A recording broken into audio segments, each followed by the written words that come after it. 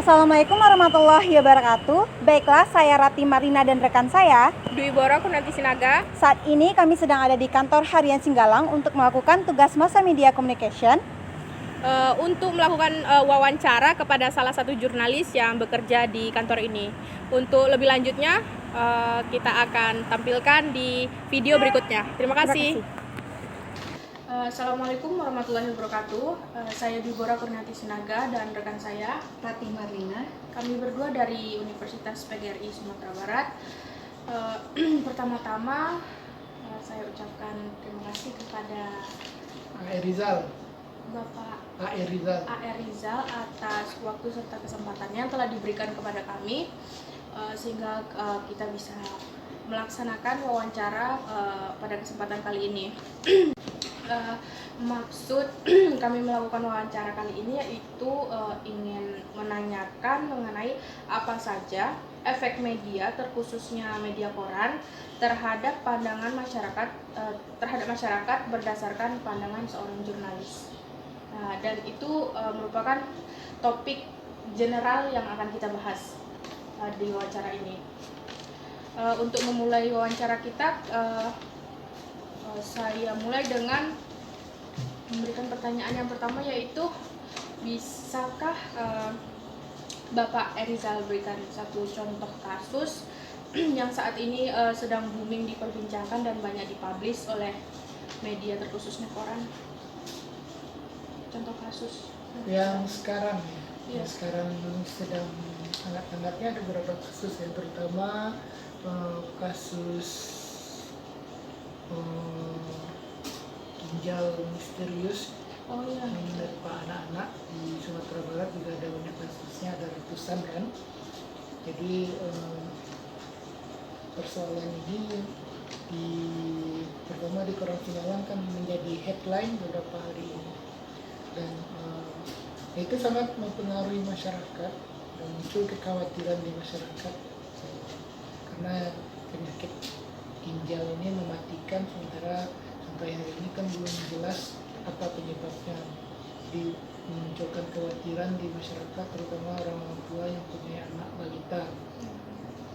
Nah, karena itu dalam hal ini kan dengan pemberitaannya kita itu memberikan edukasi lah, informasi kepada masyarakat. Minimal itu nanti berdampak pada mengurangi rasa cemas yang tidak beralasan dari masyarakat. Selain itu juga ada edukasi kepada masyarakat, juga memberikan kritik sosial langsung kepada pemerintah, karena ini kan terkait dengan hajat hidup orang banyak. Jadi kita lewat pemberitaan itu juga mengkritik pemerintah agar memberikan perhatian yang khusus terhadap persoalan ini, dan memberikan informasi pemerintah melalui instansi yang terkait, melalui Badan POM, melalui Dinas Kesehatan, untuk memberikan informasi yang memang dibutuhkan oleh masyarakat. Dari contoh kasus yang Bapak sebutkan sebelumnya, dari pihak jurnalis, terutama dari media koran ini, Bapak ada memiliki suatu target pembaca khusus nggak yang dituju gitu? Yang kalau terkait dengan peran media itu kan salah satunya kan fungsi informatif. Kemudian target tertentunya gitu, ada nggak? Siapa yang biasanya dituju gitu? ya, yang jelas kan kalau Singgalang itu kan koran umum ya. Marketnya itu, pembacanya itu seluruh masyarakat, jadi dari pemberitaan gitu. Itu memang targetnya adalah masyarakat luas, memberikan edukasi kepada masyarakat luas. Jadi semua orang, masyarakat dari bermacam latar, suku, agama, dan berlatar macam pendidikan bisa membaca atau mendapatkan informasi seluas-luasnya dari koran kita. Oke, dari sebuah contoh kasus yang Bapak sebutkan tadi, contohnya seperti kayak penyakit gagal ginjal pada anak. itu ada memiliki alasan khusus nggak Pak pada target pembacanya? Apakah misalnya targetnya itu kepada lebih menginformasikan kepada orang tua atau lebih kepada mengkritik sosial terhadap pemerintah melalui media ini atau gimana Pak?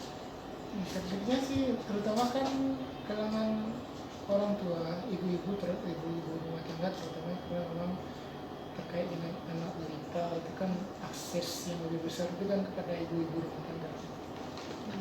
Ya, jadi memang untuk kasus-kasus tertentu kan memang diorientasikan pada segmen pembaca tertentu. Mungkin berbeda juga kasusnya, misalnya kasus yang sekarang itu terkait dengan hukum, misalnya mantan Kapolda Sumbar yang terjerat kasus narkoba itu kan, nah itu segmennya berbeda lagi kan, segmen pembacanya berbeda lagi, target pembacanya juga berbeda. Jadi memang karena kita koran umum, jadi memang tidak ada segmentasi pembaca sebenarnya. Jadi memang masyarakat membaca koran kita itu sesuai dengan kebutuhannya. Gitu. Dilihat dari bagaimana respon terhadap target pembaca atau masyarakat mengenai informasi yang telah disajikan atau dipublish dalam media cetak, terutama dalam koran, menghasilkan efek yang seperti apa Pak? Ya karena di Sumatera Barat ini kan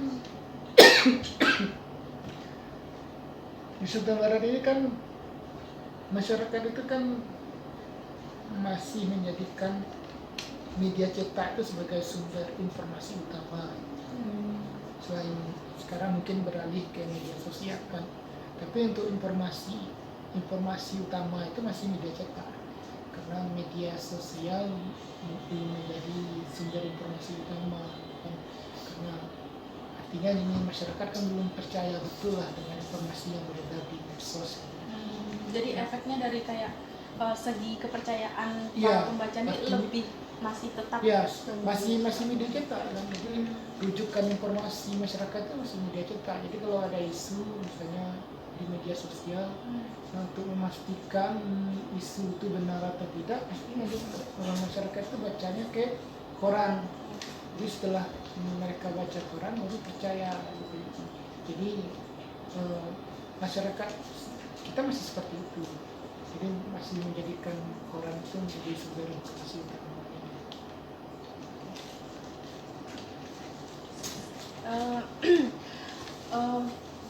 Baiklah, sekian dari wawancara yang kami berikan kepada Bapak narasumber,